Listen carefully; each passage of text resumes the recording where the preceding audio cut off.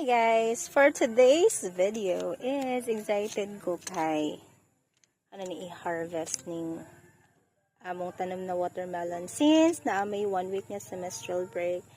So wala na may mag-alagaan ni and then basig malata ra siya. So ako na naman siyang i-harvest. Okay. Among plano ani guys, among ito ni kauno rong hapon. Pero I'm not quite sure kung hinog na ba ni siya. Unya kay gamiting man mino. So wala nag mga bata. Ako na lang dyan yung i-harvest kay walay mag-ati man. 1, 2, 3. Woo!